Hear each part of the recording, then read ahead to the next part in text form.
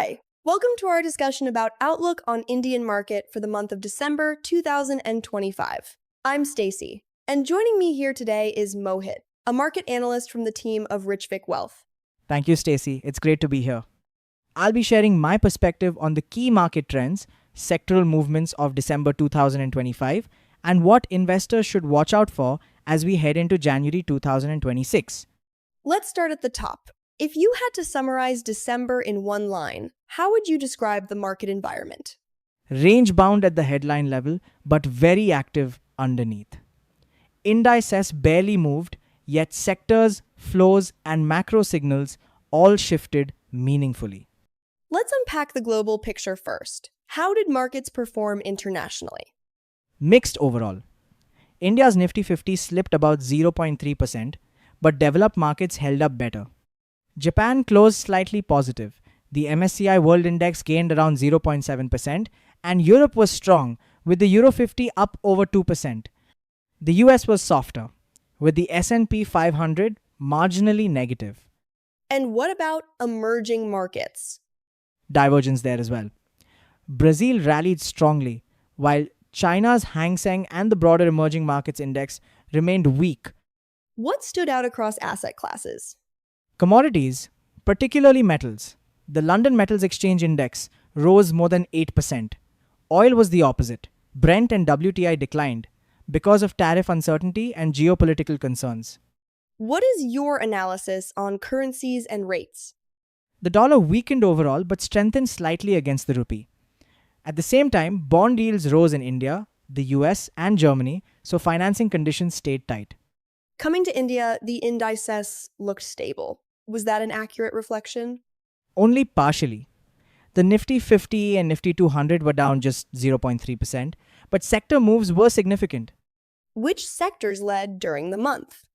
Metals by a wide margin, up roughly 8.5%. Commodities and IT followed. Auto also delivered modest gains. On the flip side, which sectors lagged behind? Rate sensitive and consumption areas.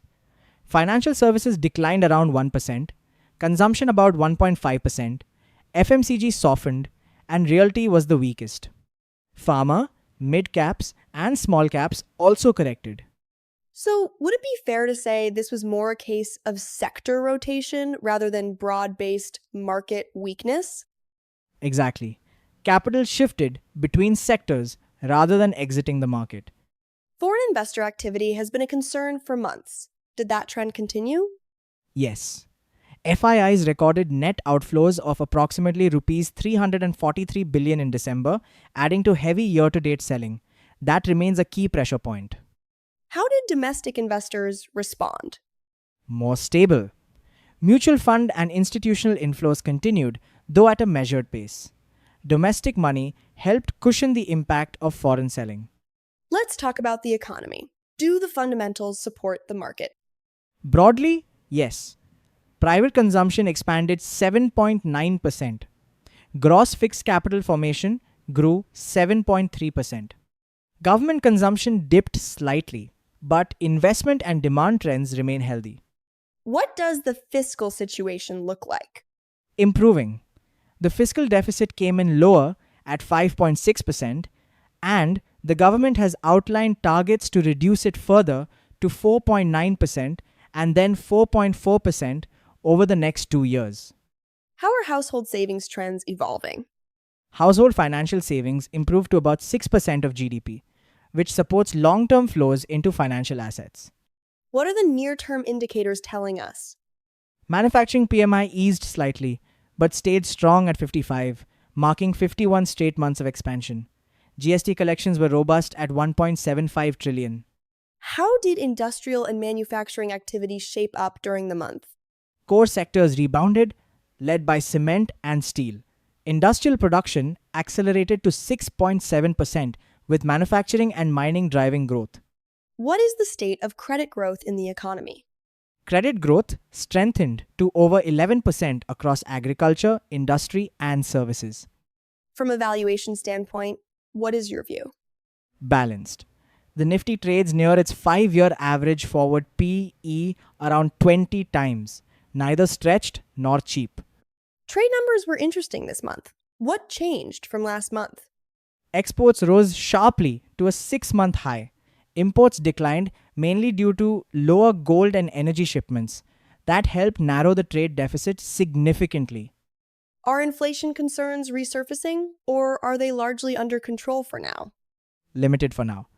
Food inflation remained negative, and wholesale inflation softened across categories, easing pressure on policymakers. Speaking of policymakers, what actions did we see from domestic as well as foreign front? Both central banks provided support. The US Federal Reserve cut rates by 25 basis points, and the RBI reduced the repo rate to 5.25%. Looking ahead, what key risks should investors continue to keep on their radar? Oil price volatility, tariff developments, bilateral trade negotiations, and geopolitical tensions. These external variables could influence near-term sentiment. Given all these factors, how should investors think about positioning their portfolios at this stage? Stay disciplined. Domestic fundamentals are resilient, but foreign outflows and global risks call for caution. Diversification, regular rebalancing, and gradual deployment of capital remain the appropriate strategy. So does that mean investors should avoid aggressive or concentrated bets for now? Correct. Maintain liquidity and focus on steady allocation rather than timing the market. That was a very clear and comprehensive view of the market environment. Thank you for walking us through the key trends. Thank you for having me. It was my pleasure. And thank you all for listening. We will be back with the next market update soon.